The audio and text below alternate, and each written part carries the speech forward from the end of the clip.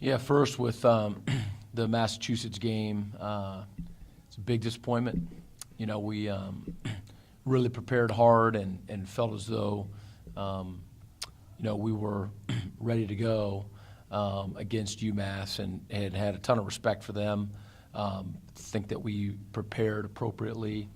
But honestly, one of the takeaways is that we just didn't have the emotion, the energy that is required to play this game. And ultimately, that's my responsibility to make sure that our team is ready and emotionally, at its peak. And so it was definitely disappointing. There were some takeaways that were positive, but it was a game that we just didn't. We were not at our best, and we could have been and needed to be. We come home now to Northern Illinois. I think they're 2 in the league in offense and number 1 in rushing offense, and a very good defense, and obviously the program that has been in the spotlight, deservedly so, for a number of years now. It's a great challenge. It's a great opportunity. Already excited about it. Can't wait to get with the team today to set the groundwork, the theme for the week, and get to work. It's nice to be at home. We're going to actually have a home stand. To have 2 in a row, and so we're excited about that. You look back, your 2 scoring drives in the first half. You total those 2 up. It was about 152 yards, but the other drives certainly didn't have lengthiness to them. What do you think was the big difference between the 2 drives that you had sustainability on, and then the other ones you weren't able to seemingly get the ball in the end zone? You were able to move them at points, but just not able to stay. Yeah, I think you have first down, second down, and third down. They're all important. First down, you want to try to get to 4 yards minimum, and then on third down, you got to convert. And so you're going to convert better on third down, the shorter the distance. I know this is obvious stuff, but we were 2 of 12 on third down. In our scoring drives, obviously we weren't stopped. We looked, and Coach DeBoer's talked about it. We looked as good as we've looked all year on our opening drive, and that was in response to those guys going down the field and scoring. And there wasn't a whole lot of emotion though when those guys came off the field, and I thought it was going to be just businesslike and hey, we know what we're doing and let's go. And but the third down conversion would be something that I think we'd look at. But we're also starting at 1st and 15. I think we talked about the second half. We had 25 plays in the game in the second half, and 8 of them were negative plays. That's a third of our plays. That's crazy. And so just the snap or jumping off sides, we're not an offense that's going to consistently be able to overcome starting out at 1st and 15. So that would be my answer. We're capable. That's the thing. That's what's frustrating is that you saw those guys go. You saw the defense in the second half, hold them to 6 points. So we're capable. We've got to do it over a sustained period. All winter long we talked about E60, playing for 60 minutes, and we haven't done that yet. I'm excited about the day we do. Oh, you mentioned the negative play. You guys, and then you had penalties, a lot of penalties. I talked a little bit about that Saturday, but did you feel that you played a little sloppy on Saturday? I don't think you guys have done that all season. Did you feel that maybe that was part of the lack of emotion that you guys just weren't as crisp on executing? Yeah, I have to say yes. I don't know what else to point to on that. We're jumping off sides, and we've had some snap issues before. What we've got better at, but it just seemed that they were very untimely, and that is sloppiness. When not doing things right, being disciplined all the time. That's the other way of saying it is, that we were a bit sloppy, and you can't just have emotion. You have to be under control. You have to execute. To win a football game, it takes everything, and we lacked emotion, and that may have had something to do with the focus. I hadn't thought about that in those terms, but there's probably something to be said about that. you know, you played them pretty close, almost to halftime. Did you get a sense that, you know, coming out is going to be important because, you know, two previous games were kind of similar, and the difference was how you kind of came out of halftime? Did you feel that at all, or then what did you kind of get? What was your sense of the game at halftime? Well, yeah, we talked about, you know, throughout the week that UMass has been in virtually every game. There's a couple that they got away from, but they played, you know, great opponents in the non-conference, and they battled. You know, I mean, they lost to Vanderbilt in the last seconds or whatnot, and just battled all the way through. And then they were up, you know, on Miami, I think it was, and Miami comes back and wins. And so we're like, this is going to be a 4-quarter football game, you know, either way. And we talked about that. Halftime, and I know Coach DeBoer, being up in the press box, really felt it, talked about coming into the locker room. And, you know, because, you know, there were some pretty good moments, you know, for us in that first half, and just the lack of emotion at halftime was eerie. We were just flat and couldn't shake us out of that. And so, you know, defensively, gosh, Coach made great adjustments, and, you know, it was 30 points at half and 6 in the second half. And offensively, it was probably a better first half than the second half, and just getting those two things going and together and feeding off each other, just weren't able to do it. You know, you mentioned that they played some, you know, that team's 1-6, but I mean, a pretty good 1-6 Massachusetts with their execution and things like that. Now Yeah. 2-6. Yeah, no question. They're a good football team. I think people, when they watch the film, know that. You know, I mean, I'm telling you, they played some good people, tough. I think they lost 4 games by 12 points. And you know, they've got a seasoned quarterback. You know, it was a transfer, I believe, from Marshall, and he's a good player. You know, and that receiver, number 1, I mean, he was dynamite. You know, they can play. You know, we just watched Miami and Northern Illinois, and Miami, I think, has 1 win on the season, but they're a good football team. They're competing and playing. So, you know, the records can be deceiving. You know, you talked about emotion. What do you do this week to make sure that team, you know, I mean, you'll be back at home, but anything else that you'll try to do to make sure that, you know, you aren't flat or aren't, you see that with more passion this week coming out? Well, you know, again, that's my job. That's our job. I mean, it's the players', you know, job. But ultimately, you know, today's meeting on Mondays, we try to set the tone for the week, and then obviously we're together, you know, in the meetings where we're going to continue to talk about whatever the themes are for the week, and you know, practice, and we get together post practice, and you know, you emotionally. Even if you set the tone early, it has to be somewhat of a slow build. You know, last week it was at 3:04. That's when you need to be emotionally ready to go. This week it's going to be at 1:04. And honestly, I thought, I mean, Coach Williams spoke to the team on Friday night and was fantastic. And Jordan Urbis did his senior share at the pregame meal. We had a video that was dynamite. You know, there's obviously. You know, it was the anniversary of a very emotional event, and you know, we did not see this coming, you know, at all. And so, yes is the answer. We're gonna. I mean, I've been thinking about it for 48 hours. I mean, I always do. You know, about how do we get our guys in the right frame of mind and the right emotional state at the time we're going to play. And you know, there's books and books and books written about, you know, motivation, you know, and trying to be in the zone and whatnot. And it's probably both art and science, and it's. But I know this: we didn't get it right last week. Offensively, you know, I had some drives in the first quarter for that. What did they, you know, was it something they took away from you guys, or what kind of happened that weren't able to find that success during the game? Yeah, no, we just got to get out of our own way. You know, Coach already talked about the The miscues, false starts, I mean, 5 of them. It hasn't really been an issue. We've had false starts, at times throughout the year, but, I mean, we're playing in environments like Florida and Michigan State, and, we get 1 a game, and that's when you'd expect it to happen.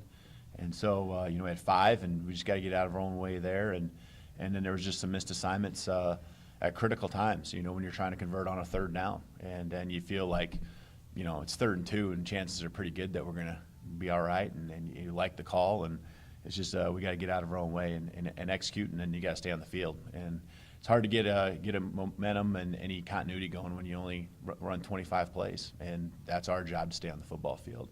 The first half, it wasn't. We had the false starts. A lot of them were in the first half, and so it wasn't pretty. But I felt like the guys were making plays like we were against Buffalo. It was kind of a continuity of that game, and I felt like first half wise, it was the best first half we had played, so far this year. And so I was excited, and that's why I was pretty surprised when I walked in the locker room, and it just seemed like it was pretty dull. So that's gonna be the challenge for our guys. I'm excited to get back with them and just show them the difference between success and not getting it done. Because it's cut and dried. It's very clear, more than ever, I think, in this game, what we did and what we didn't do, and the reasons why we weren't able to overcome our mistakes. So we're going to get back to work, and I think there's more explosive plays being made.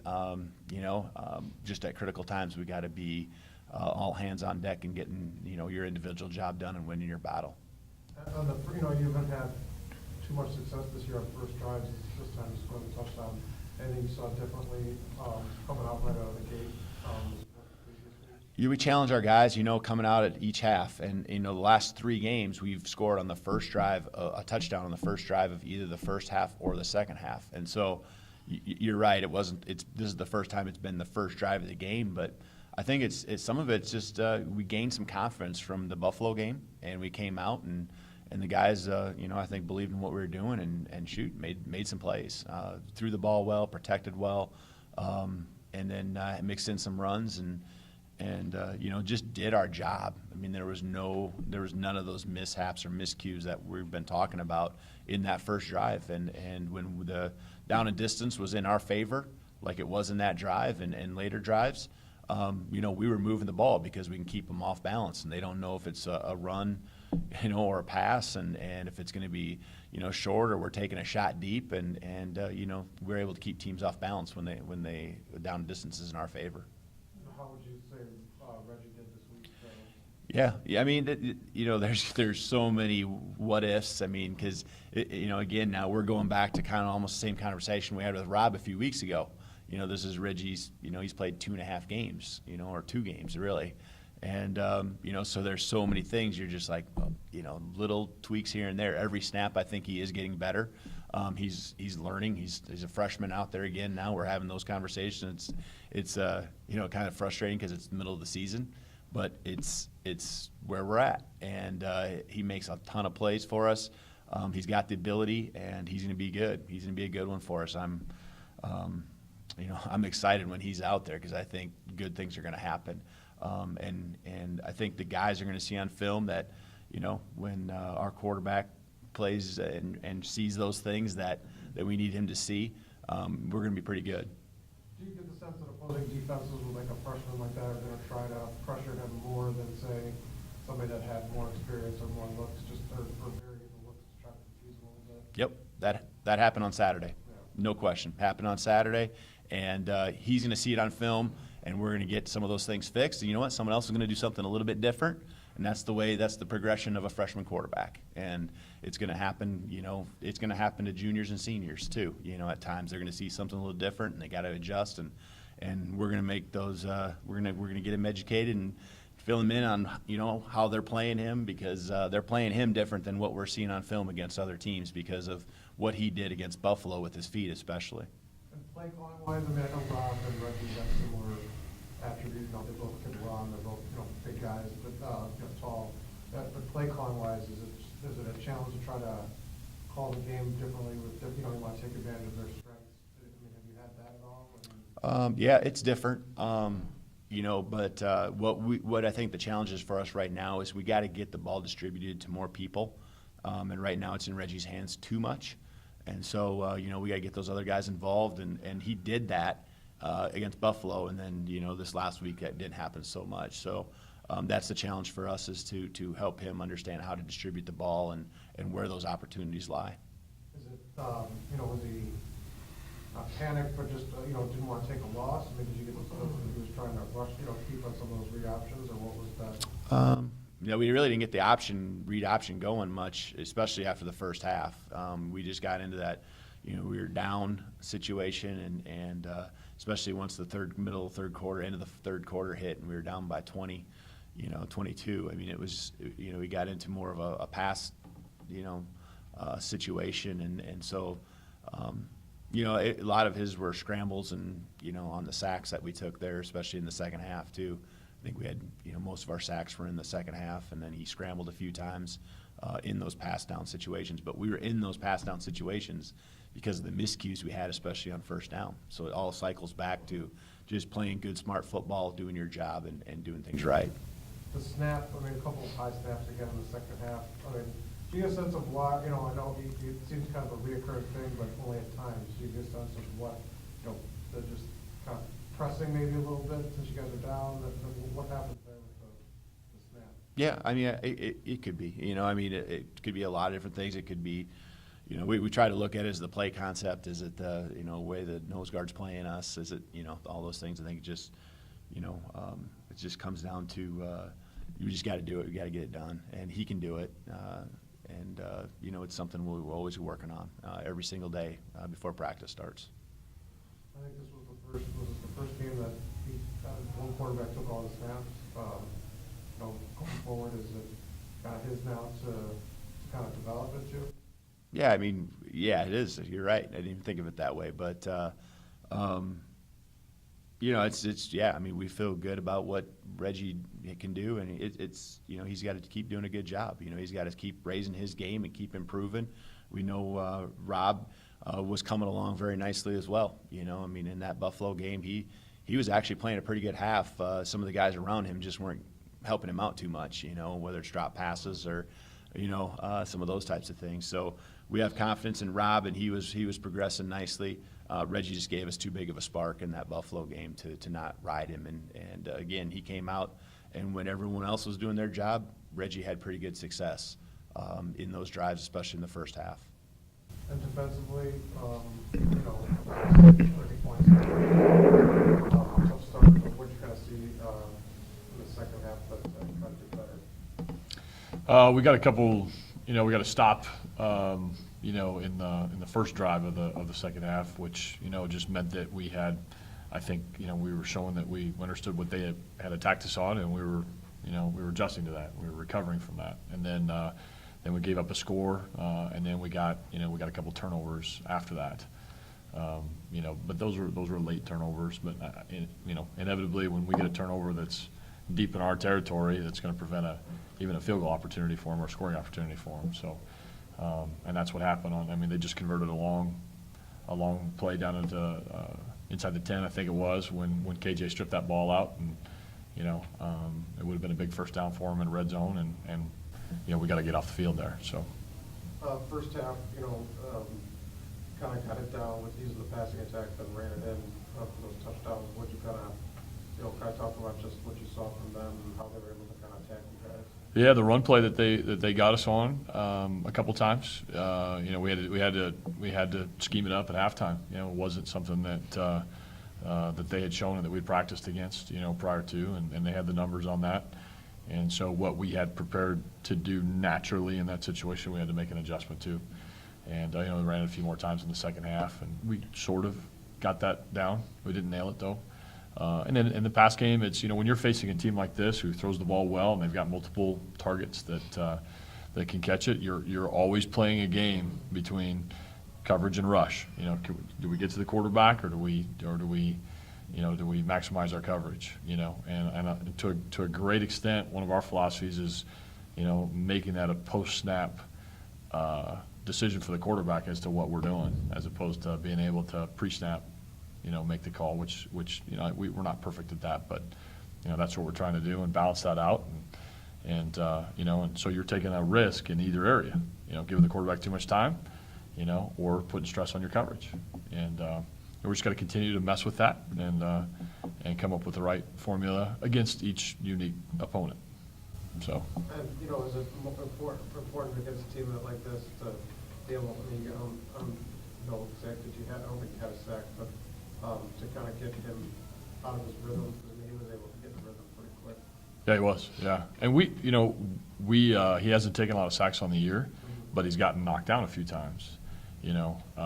And so that has its effect too, you know, if you can rattle him at that point as well. And we didn't get there. I mean, we had a couple six-man pressures where we didn't get there, you know, and that puts a lot of stress on the back end, you know, when you're in that situation. So we started favoring coverage a little bit more, you know, and trying to get the matchup, you know, where we could, or trying to get a guy to make a play, you know, where it doesn't matter the matchup, but I'm going to make a play over you.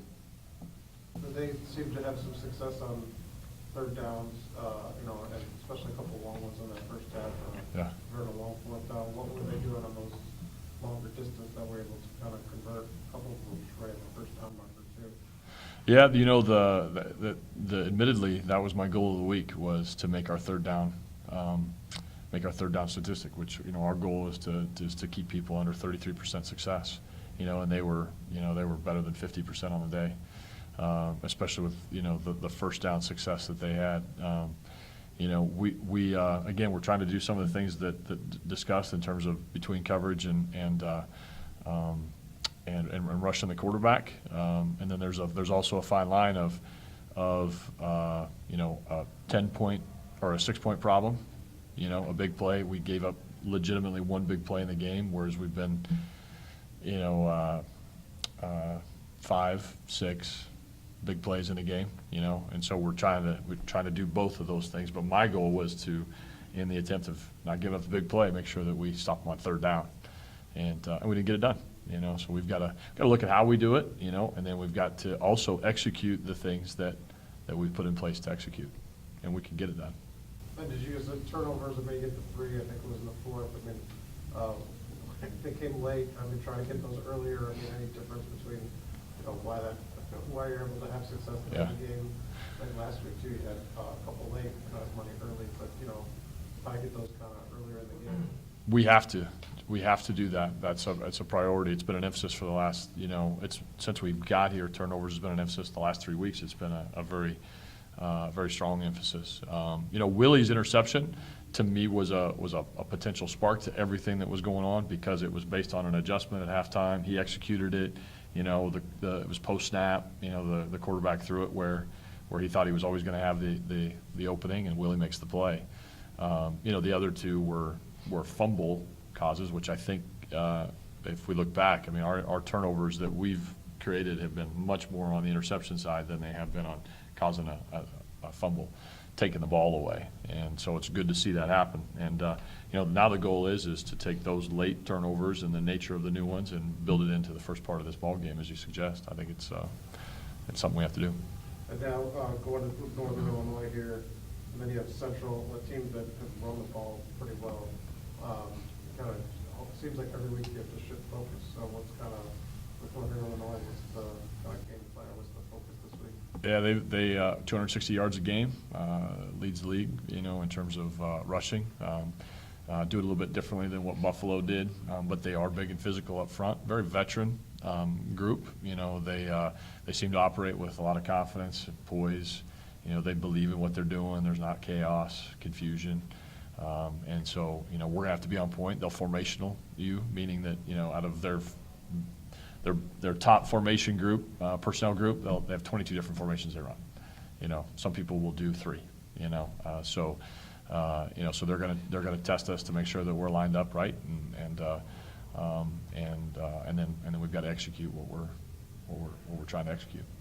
And week to week, I mean, how do you kind of feel where the defense is at right now? Just, you know, from where you started the season to now. I mean, you know, made progress at times, and then kind of take a step back in that first half. Where you kind of think you're at, just overall? Yeah, you know, I think that we have the guys in that room that that absolutely can do everything that we want and expect them to do. There's the ability to do the things that we want to execute is in there. And the desire is in there as well. I mean, they want to be winners. They want to be a good group. They want to be a group that this team can count on in critical situations. So there's a lot of things that are positive right there with just those two things, ability and desire. Now we've got to put those things together with the confidence when things don't go well, that we can recover, that we can respond. So, whether that's us giving up our own touchdown to start a game, that we can respond after that, or it's, a turnover, in a situation, or it's a long kickoff return, we've got to respond in those situations with confidence, and I fully believe that we can do that. And then coach, any injury come out of Saturday at all? We were actually in pretty good shape that way. Yeah, that was good. And then any guys coming back, like Spearman, is he expected back anytime soon? It's been slow. I know that he's jogging some. He's not going to be practicing as far as we know at this point, but he is taking steps forward. With a situation like that, could he then consider he's not ready in a week or two with medical red shirt, or could he red shirt already? I don't know. Those are things that we're going to look at and discuss. I know just right now we're trying to get him healthy and trying to get him back. There's still a lot of football left. Yeah. A lot of football. And then Brogan, where's he at? Is he expected back anytime soon?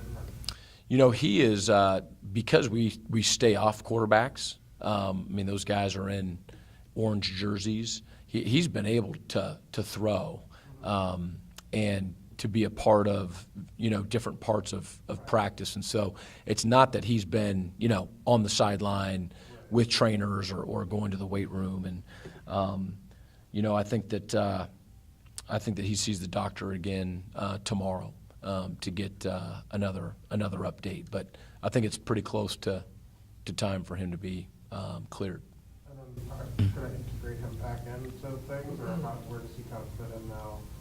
If he's cleared and Yeah, like I said, he's been practicing, and so we haven't talked about how we're going to mix up reps and all of that right now with him, but we're just trying to get him back.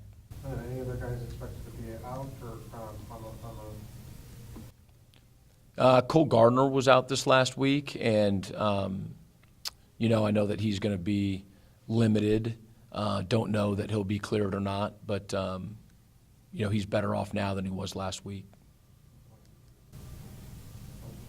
It's also Hall of Fame weekend this week. Only one former football player going in, but he's a guy that's been around the program a lot, and Brett Mark. If you just want to talk overall what it means to have somebody coming back for the Hall of Fame, and just what a guy like Brett around your team this week will mean. Yeah, well, fortunately, I was part of some of the ceremony for the Hall of Fame, last spring, and I know it's now moved to the fall, and it was a great day and weekend. I think Eastern Michigan does it right. They really treated the inductees well, and it was a really neat ceremony, and I'm excited about being a part of that, on Friday evening. And Brett Petersmark means a ton to Eastern Michigan football. He has been, just a staunch supporter, obviously a phenomenal career, but I know that we were able to have lunch back in the winter sometime, and he was one of the first people to reach out, and has constantly been a source of support. And it just, his love for this program and the school just oozes out of him. So really, really excited for him, and shoot, we want to honor him with our play on the field on Saturday. But I know that the ceremony, if it's anything like it was last spring, is pretty special. And then you've been a part on the opposite side of the Eagles Unite stuff. At the basketball side of things, I remember you and your guys sitting in the crowd cheering on men's basketball, women's basketball. You've been out there for soccer. This time it's their turn to come back and repay you. All the student athletes and what they mean to the program, for them to come out and support you this weekend. Well, it's neat, when you see that happening, if you can't support each other, how can you expect for anybody to support you? And, you know, that's not something that I feel as though that we fight here at all. I think people are excited, you know, for each other, no question about it. And so it's been fun to attend other games, and it's really fun to go see the women's soccer program right before, you know, their game in Akron. And, you know, I know a lot of our guys, you know, are friends with other athletes and whatnot. So, yeah, for those that are home and are around, it would be great to have them out at the game.